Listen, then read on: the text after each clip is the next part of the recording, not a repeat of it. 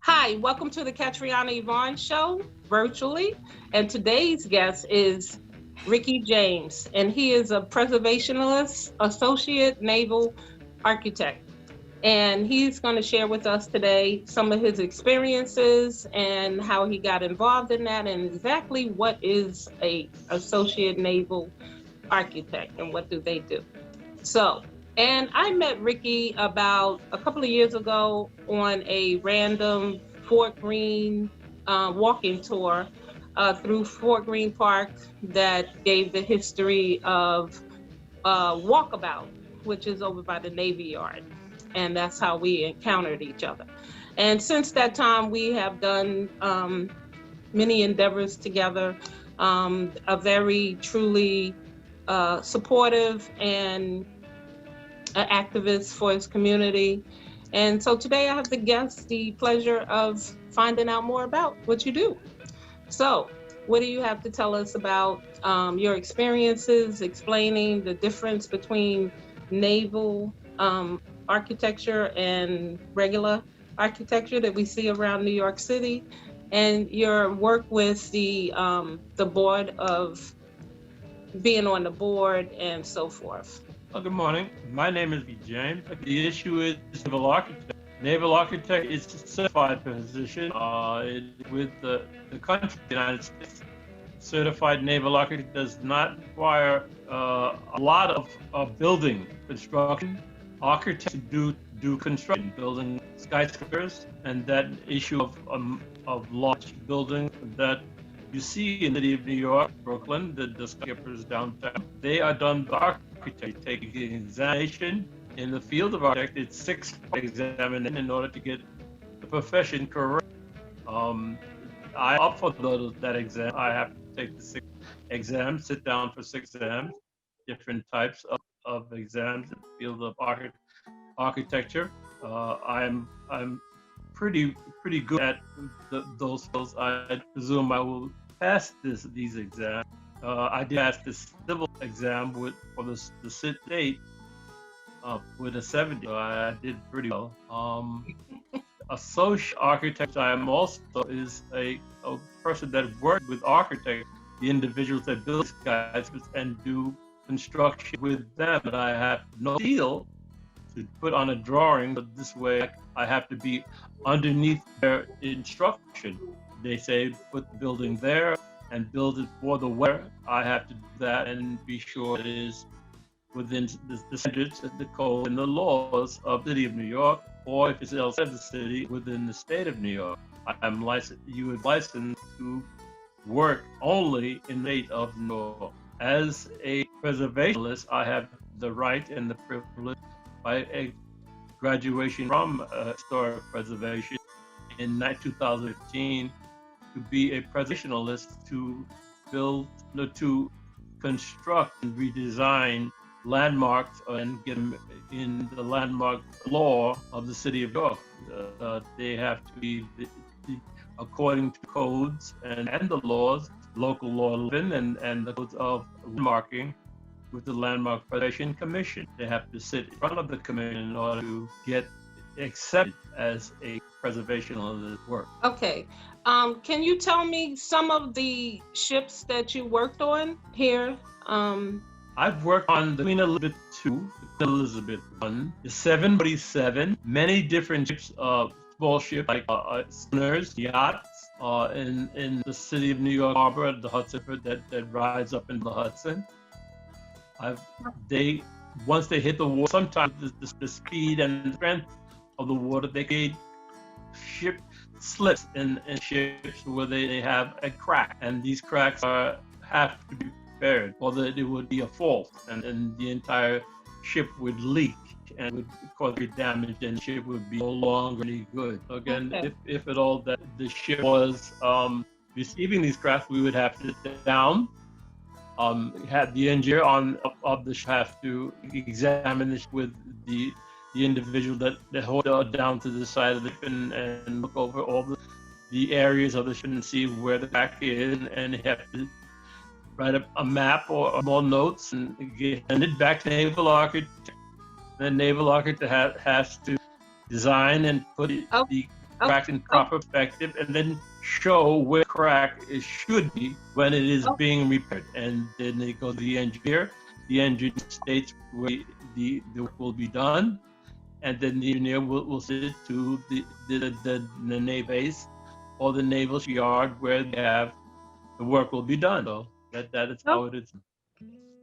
Okay, can you tell me, how did you get interested, or what led you to this field, and how do you see this field as in the future? Is it something that is on the rise, something will always be around, or say like for a student that's studying now, what particular area would they study to go into this field, if any? Well, they have schools now and universities now inside of the state of New York. There's the Maritime School and also the Naval Yard, the school and Naval Yard in Brooklyn. I went through the Safe Harbor in Buffalo, New York, where I learned how to examine ships and tour them and go on the ships and the submarines and see exactly how they look inside and outside. I do fancy, and I kind of like the idea of designing ships. And when I came back to New York City, from my schooling in Buffalo, I looked over the New York Times on Sunday and saw in the Times a job for a naval architect, and I thought that was very peculiar. A naval architect, not just an architect, but a naval architect. So I will try this. And they accepted me open arms over on Wall Street. I looked at, I didn't see anything about, I just see the picture. It doesn't tell you if it's housing. It sort of similar looking. It's going to be a big glass building with an angle. And it sort of reminds me of I don't know if the same architect, but the building on Fulton Street.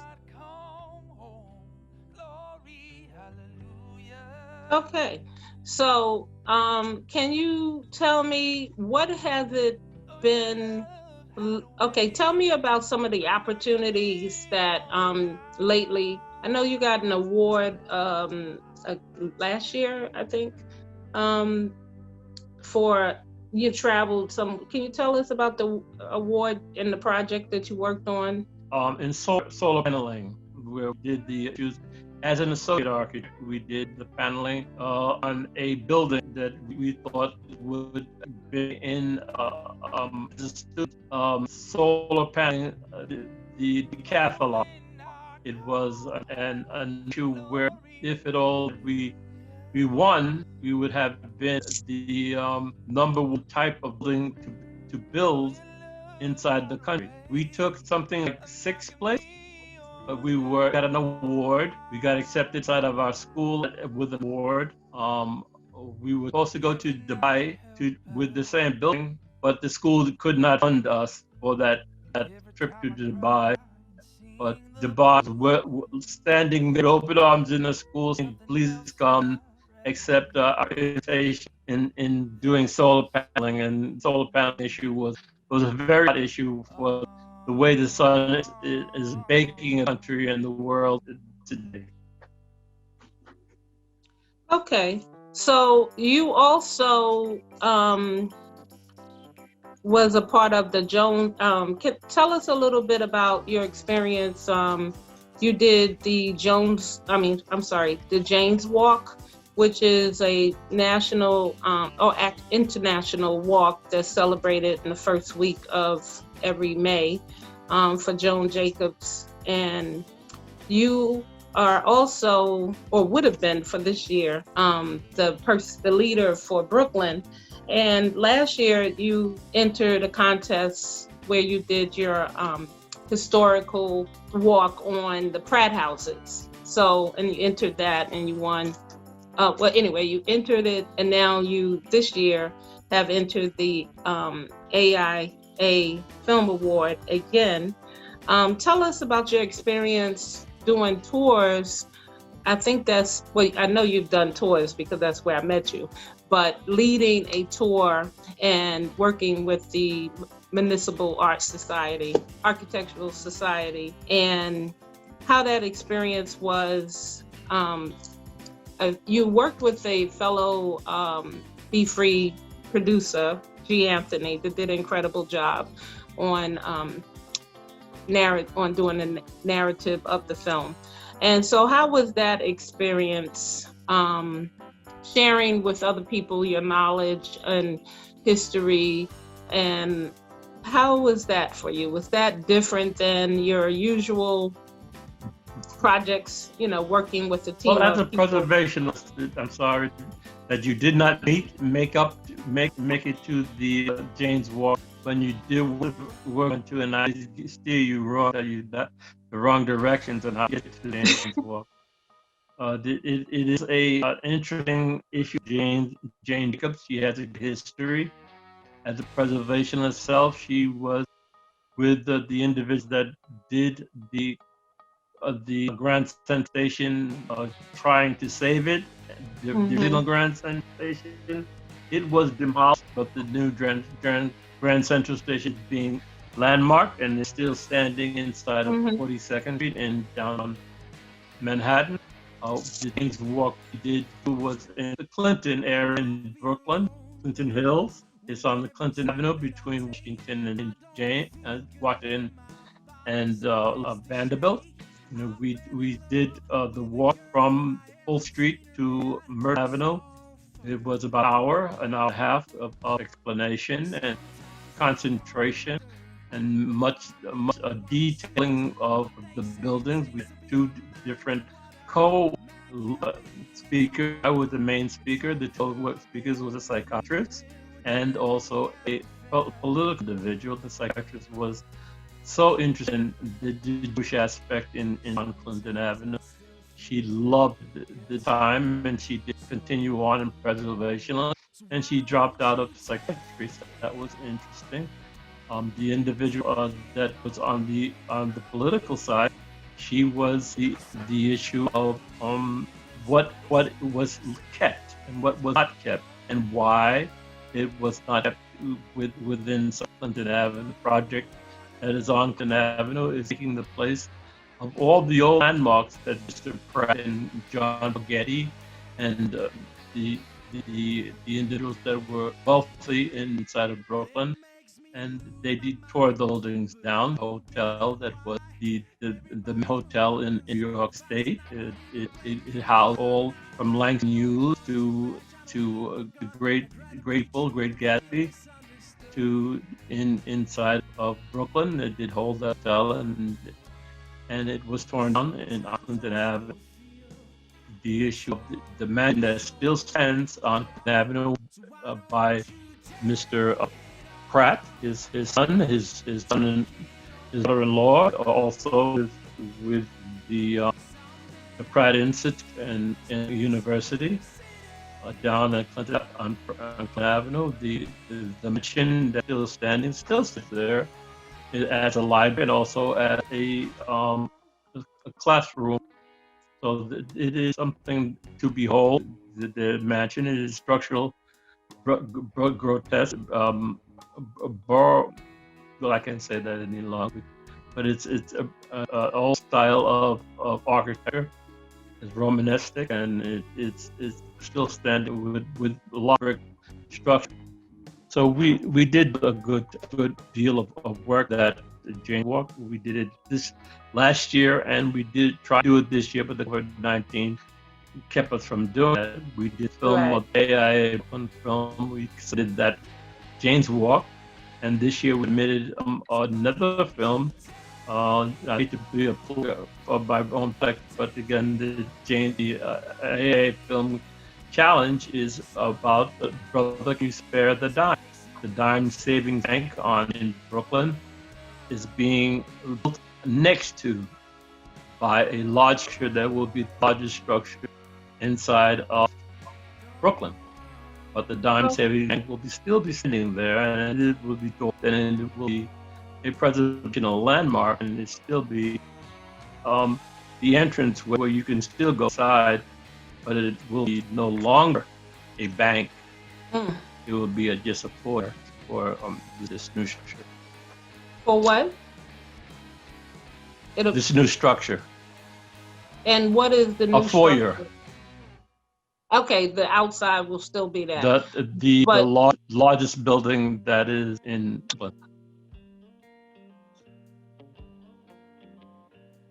That's what. Okay, so it's under construction now.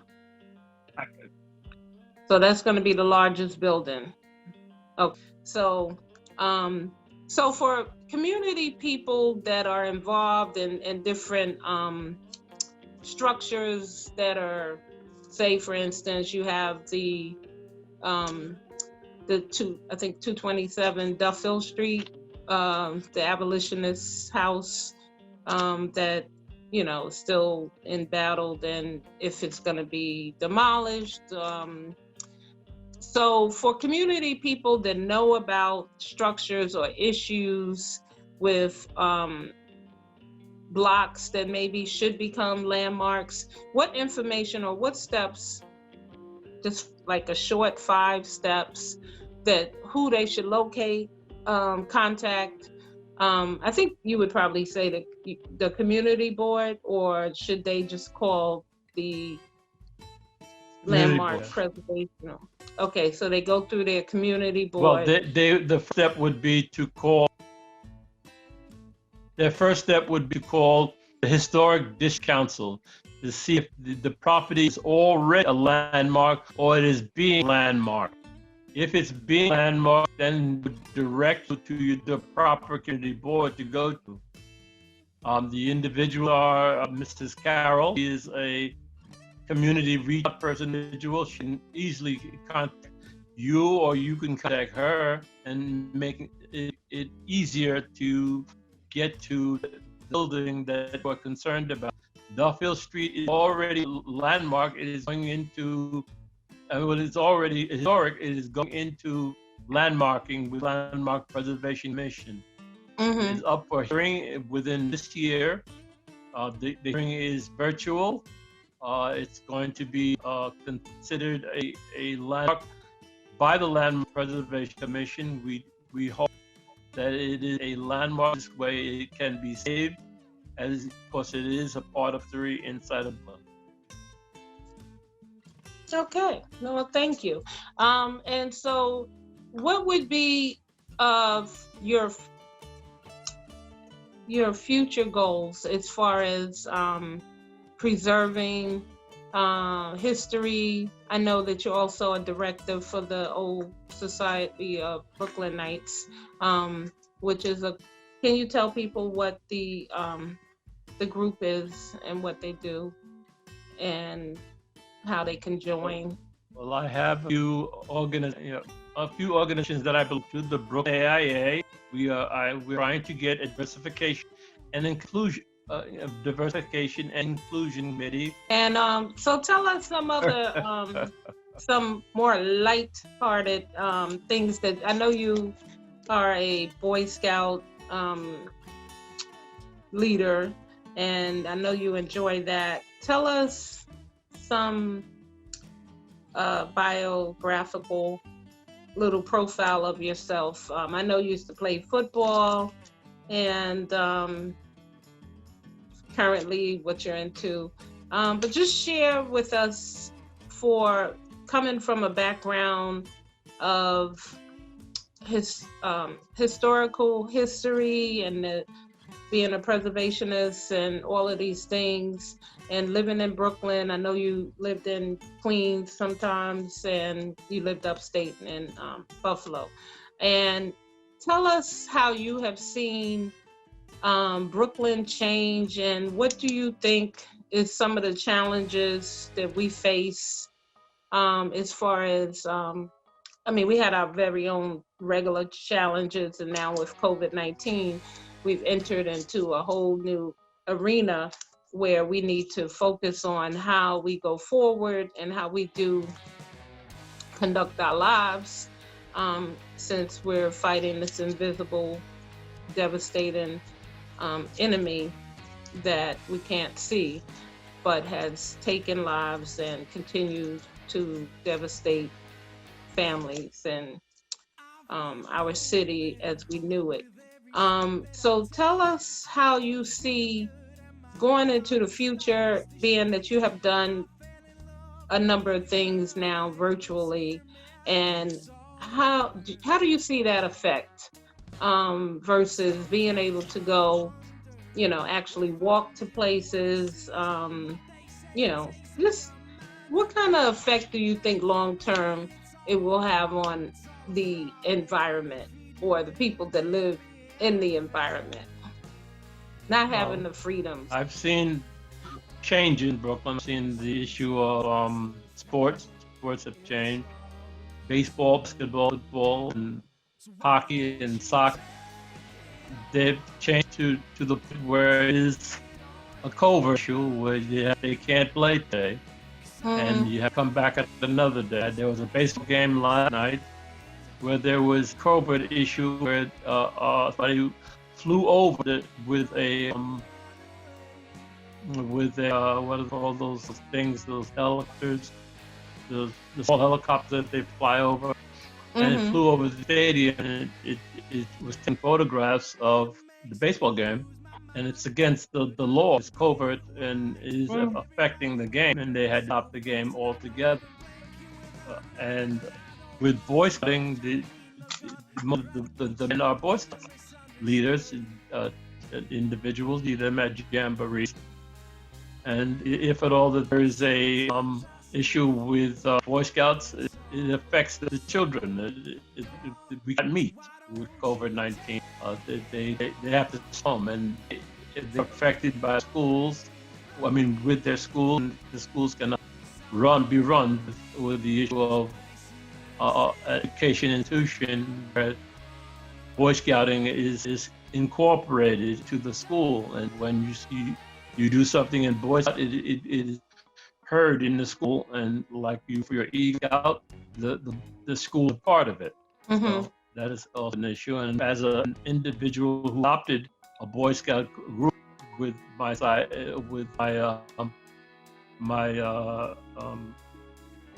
post with the American Legion, Sons of the American Legion, they did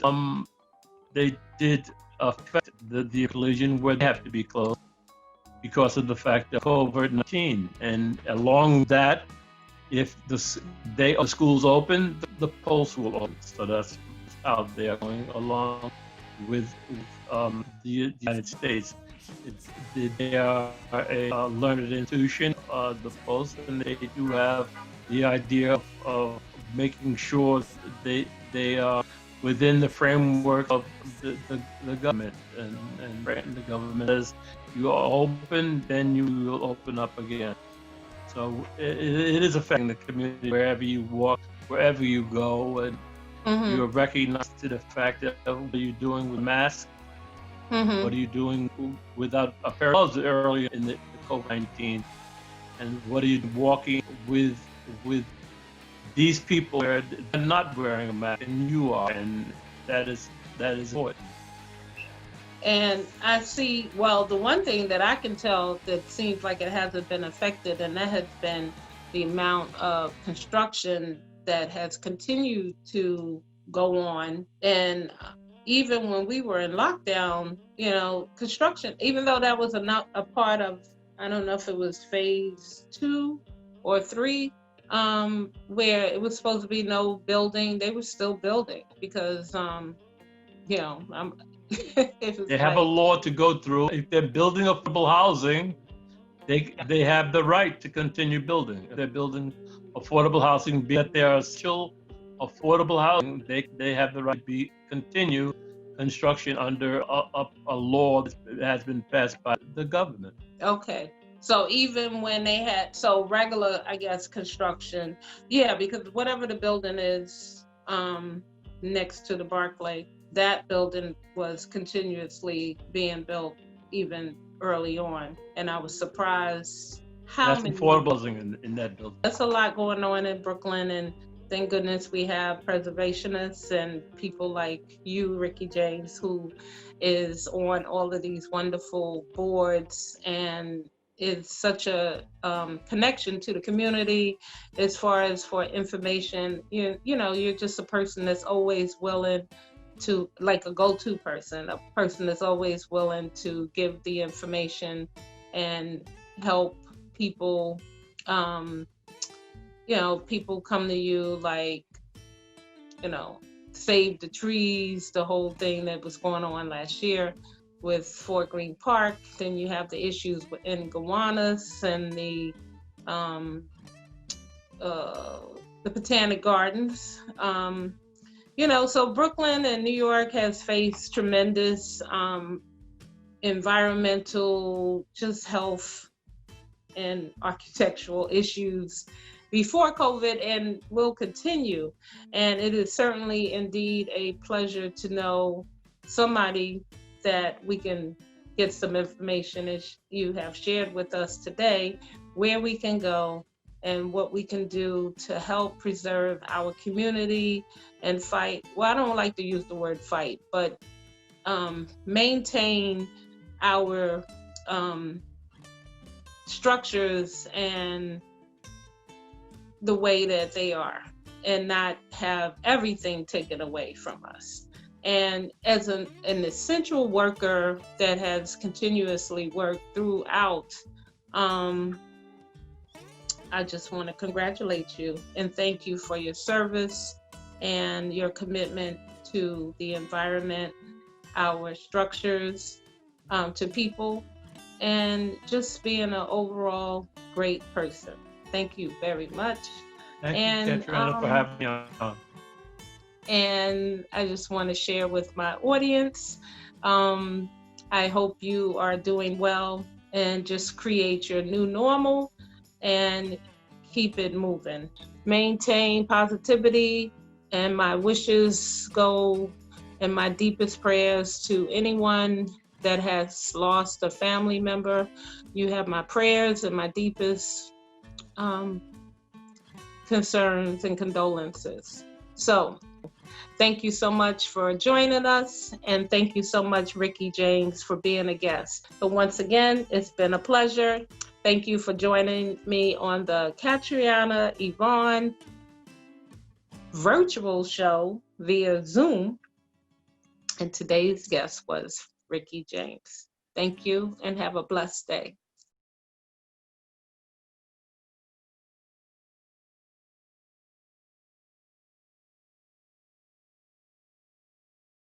This monumental building's exterior was built to resemble a neoclassic temple with fluted columns leading to a domed roof, opened in 1908. Designated a New York City landmark on July 19th in 1994. The 1,066-foot tall tower is designed by Sharp Architect and developed by JDS Development. Time Savings Bank is being restored and reimagined as the entrance to what will be the tallest building standing in Brooklyn. Directly below the dome, the former bank's richly ornamented main hall will serve as part of the entrance to the planned 120,000 square feet of retail space.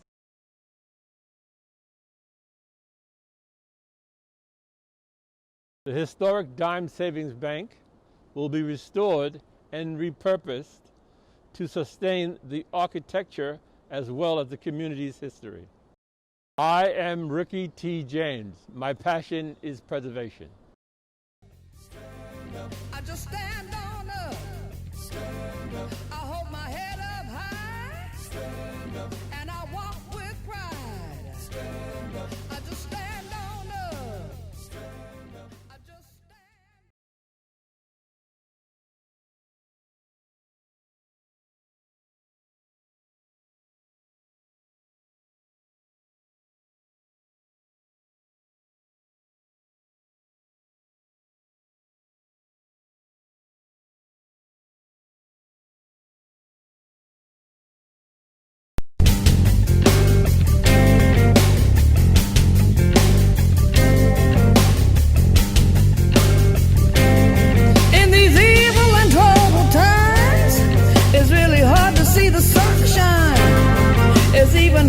smile when all you wanna do is frown and cry.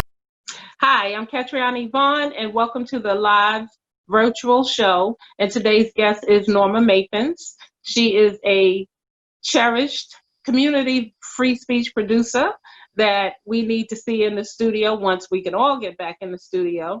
She does wonderful work, and we miss her here.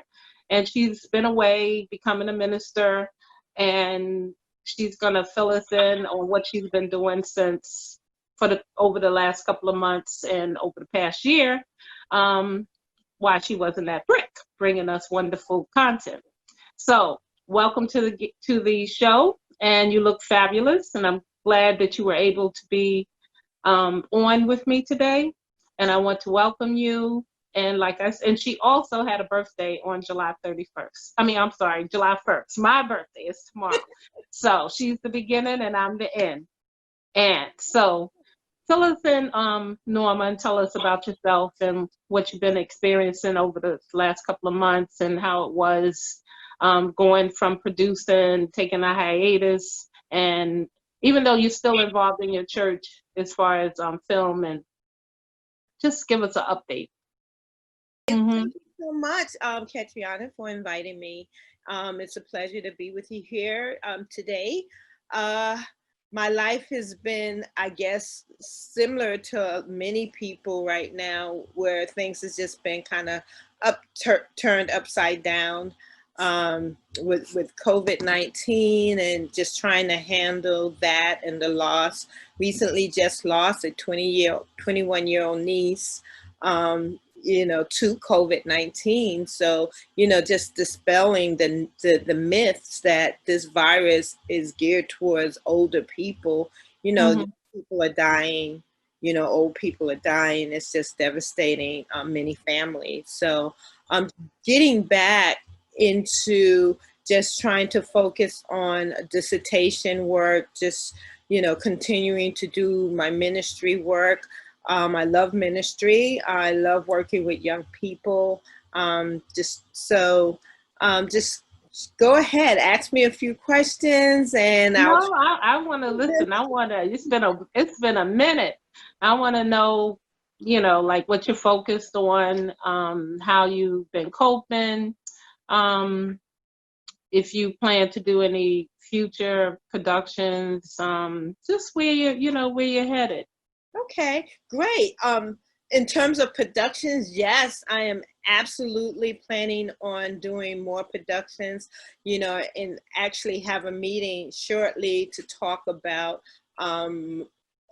creating either a S Corp or an LLC for my production stuff that can come under that. Really looking forward to diving into that, because I want to gear part of what I do to help young people,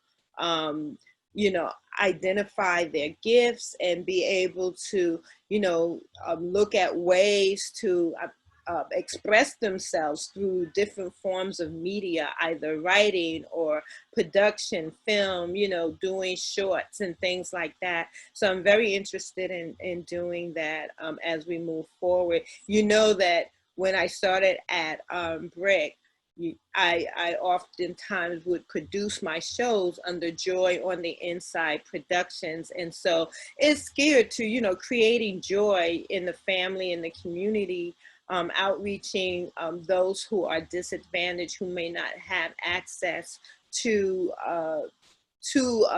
production equipment.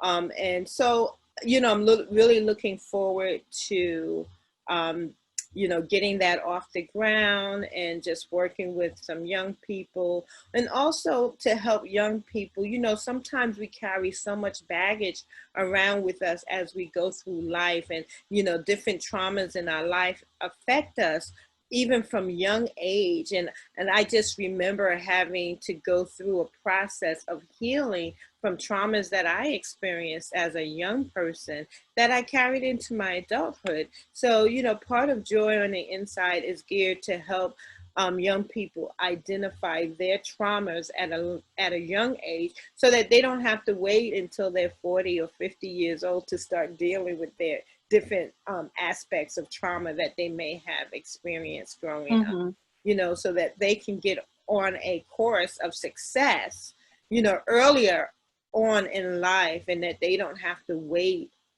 until they're later on in years to start to deal with their traumas. So I'm looking forward to doing that. Still doing ministry. I'm working on my dissertation. Dissertation is also around helping young people identify traumas and, helping them identify, what type of spiritual walk they want to walk. How, if being in a building is not what they want to do, then what is it that you hear God saying to you, so that you can begin to identify what that is and how to walk that life and live a life of a life of faith, and what that looks like for them as they, navigate society and community and work and, all of those things that create the person that they want to be. Okay. So tell me, at what age or when did you get the calling to go into ministry, and how did that feel? I was called into ministry at a very young age. I was 14, when I first started working with youth and doing ministry and youth ministry. I went through that at a very young age. And it was a strong calling on my life. And it was at that point that I realized that the church needed to address issues of how they dealt with young people in church. Because a lot of times as young people, you go to church, and as you become adults, you find that there are church hurts that happen along the path. And so that's been my inspiration, dealing with what is church hurt for a young person, how older people in ministry may have talked to them or talked down to them, or there's all kinds of things that may have happened within the church that turned young people off from the church, and why they choose not to participate. So I'm looking at that from a dissertational perspective, a doctoral perspective, so that I can maybe give some insight or help some young people going back to finding their path. What is your path and how do you get there? And identifying those roadblocks that may have come up in your life that may be hindering you, or, keeping you from doing the things that you feel are important in your life, or you may not even have identified those things yet, but just being able to identify, the blockages that come up in our lives as we move and navigate through community, as we move and navigate through, relationships. How do we deal with relationships if we don't deal with the inner person first? Right. The hurts and the damages that have been done as we have grown and moved through life. So, yeah. Okay, great. Well, I'm certainly glad that at 14 you were able to be in the church and get that calling, because truly we know that you are gifted and that you have a calling. And I know it's some people that are called, and then some people that just show up, and it is a difference. And I think it's something that you have to be called for divinely, or it's just not the same. So from all the things that you discussed, they sound wonderful. And I know that earlier in the movement, just going to take it in another direction, you and your daughter were going to the protests. And can you tell me about that experience as a intergenerational aspect, as far as, being in protests or being a part of a community with your daughter? How was that experience? And how do you think your views and your daughter's life are similar as far as the things that you have gone through in the world versus, you know, how her outlook on what's going on now. Is it similar? Is it, you know, a little different? Tell us about that. So those are a couple of few things, a couple of questions in that what you have just asked. So what I think for me, sometimes I'm going to go back a little bit, because oftentimes we're called, and even though we call and we know that we're called, we don't actually answer that call right away. And so what I found is that I had to go through some things in my life before I could even address the call that I was being called to, the ministry that I was being called to. Part of my ministry have always been to work with young people. And so even in my walk, even though I didn't actually become a minister until later on in life, my ministry have always been to work with young people. And so that has been important for me. My daughter, the protest, I mean, I have to admit, in this COVID environment, the protests, it could be very scary when you're in that group of people, you know, in that large crowd at my age, you know, when you hear the statistics of individuals being in a certain age category that, that's my dog. Hey. Of course, my bell is ringing at this time. So, Oh goodness, you got a lot going on. Yeah. So I'm gonna have to do that. So okay. Okay. This second. I'll just talk.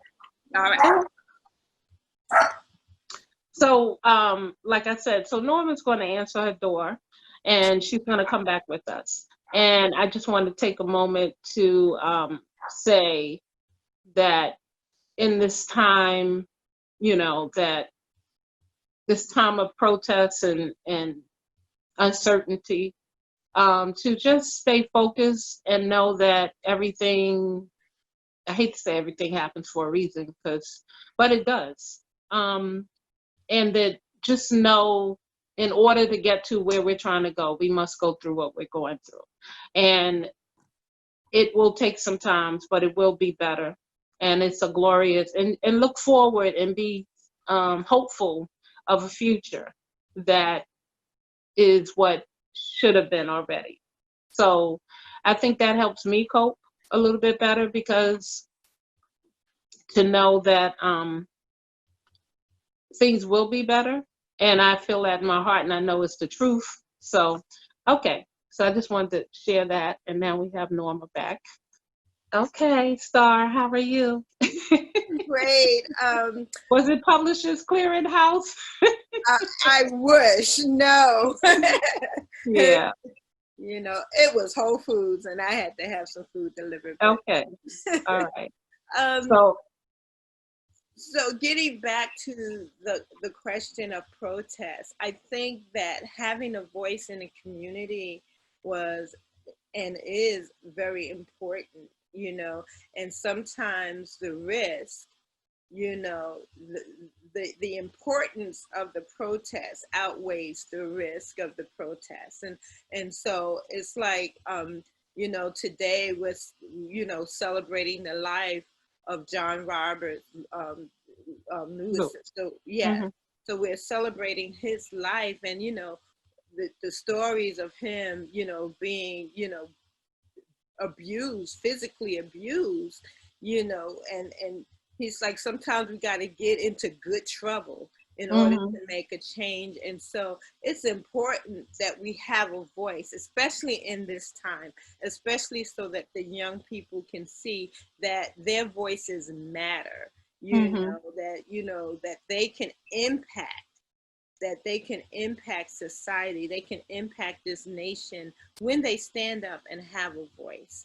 And so it was very important for me to share that experience with my daughter, and to be out there. And, you know, we had on our protective gear, and most of the people we were around, you know, you were protected, and they wore their protective PPEs and things like that. So, and it was a peaceful protest, and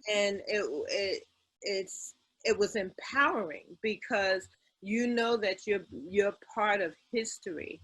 And you know, in the 60s, I was too young to be a part of that history, but you know, to know that, you know, my voice is being heard, even if it's a small voice in the massive, in the in the midst of the larger voices, that we all have a role to play, and we can all participate on some level. And if you can't protest, if you can't physically get out and protest, there's still so many ways that you can impact, and you can have an impact. Just like we're here today and having a conversation, you know, we're having an impact.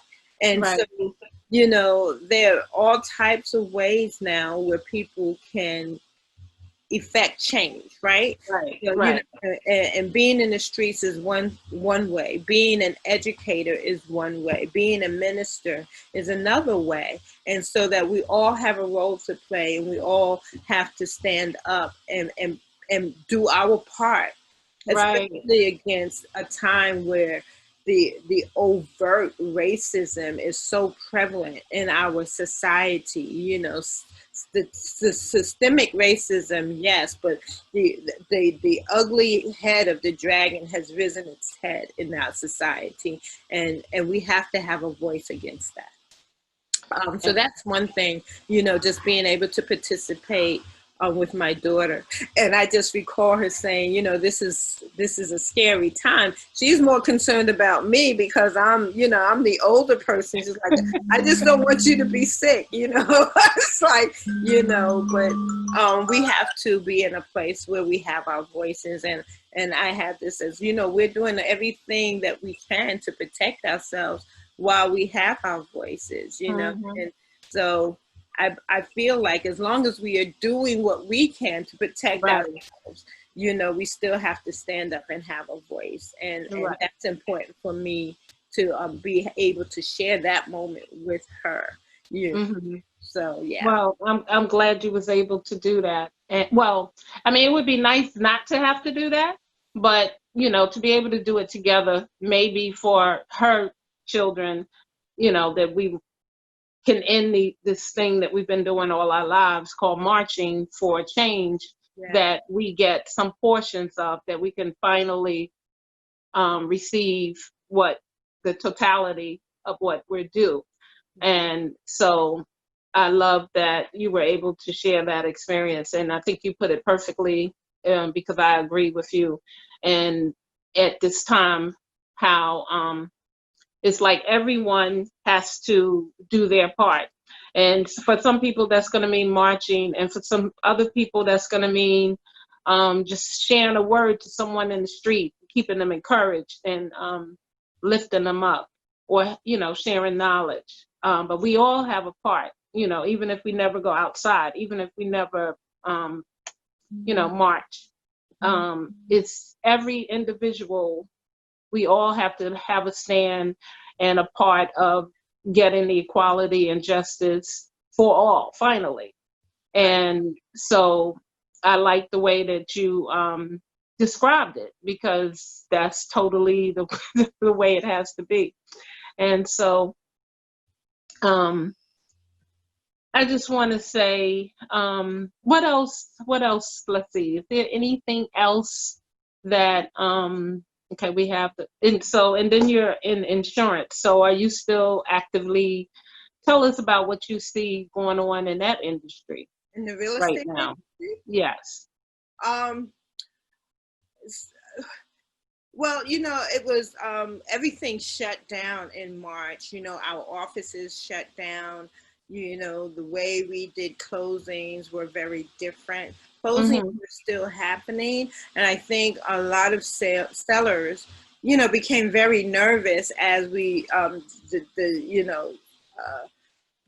the death tolls and the coronaviruses, you know, begin to rise. You know, I didn't lose clients, but I've had clients that have said, you know, let's just hold off for a minute. Let's just wait and see what happens. You know, later on in the year, maybe we can put properties back on the market. So you've had those situations where, you know, people are still living in their homes, and, you know, they did not want to take chances of having, you know, strangers coming in their personal environment and possibly infecting their environment. So, so we've had some of that. And then on the other side, we've had people who continue to look and to buy.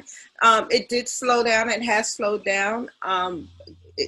It slowed down considerably in the beginning. It is starting to pick up now.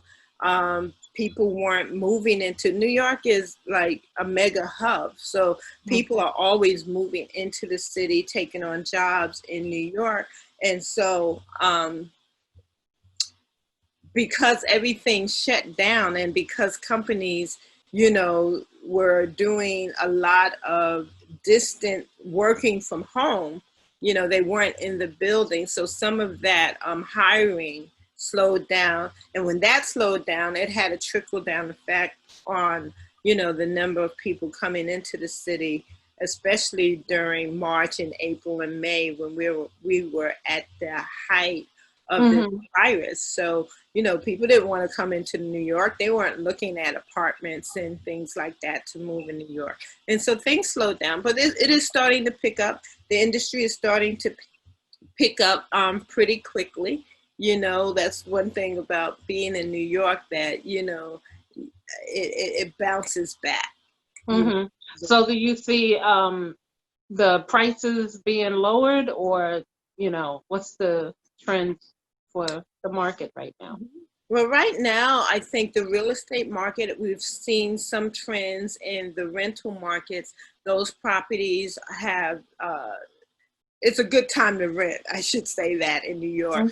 Properties, the prices on rentals have dropped, you know, to some $200 to $300 in some places. And so it is a good time to rent. There's a lot of inventory for rentals on the market right now. So it's a good time to rent.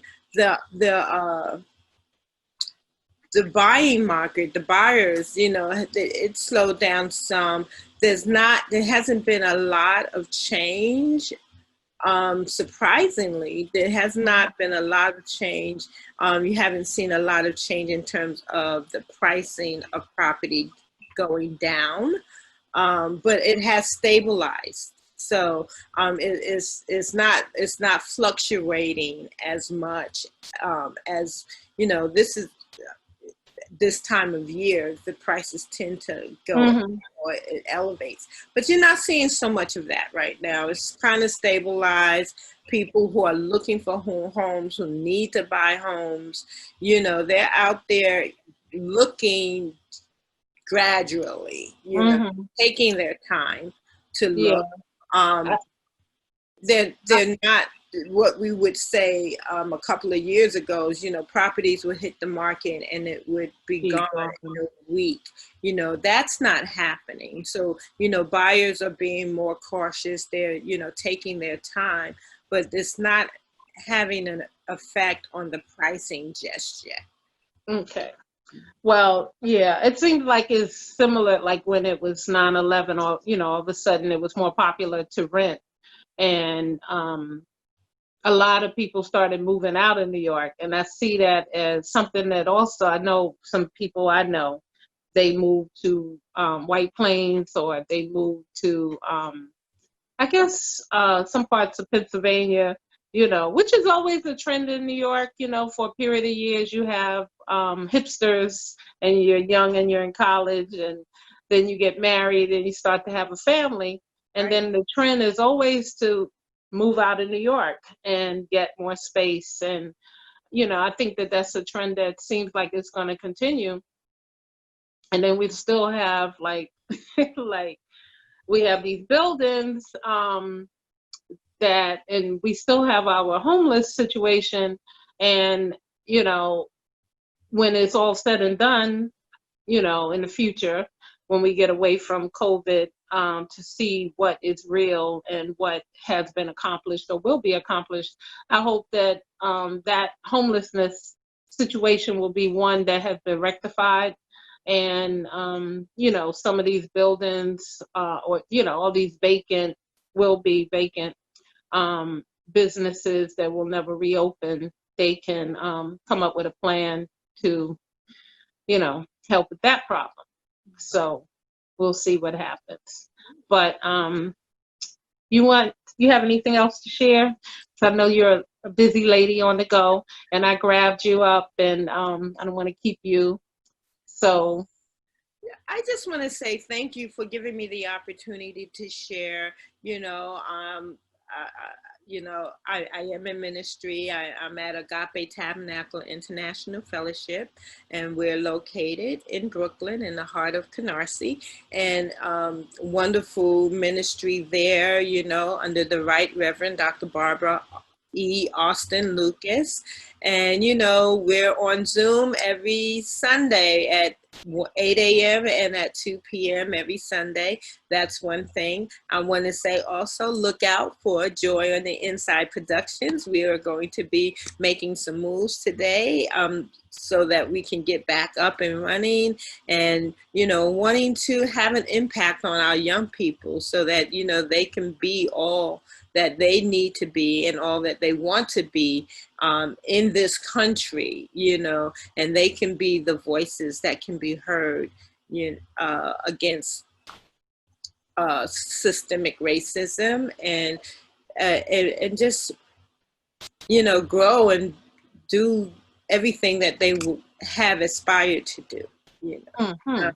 Well, with Joy on the Inside Productions, or LLC, whichever one it turns out to be, and One Woman League Productions here, and I got your back. So looking forward to collaborations. Yes. And I'm so happy that I had this opportunity to get you live. Because your voice is such an important voice, and you had so many great, insightful things that needed to be said at this moment. So I appreciate you so much. I keep you in prayer, and I look forward to the future and all that you create. Okay? So have a blessed day, and thank you so much for coming on the KetriannaYvonne Show virtual. Thank you. Peace and love. I just stand on up. I hold my head up high.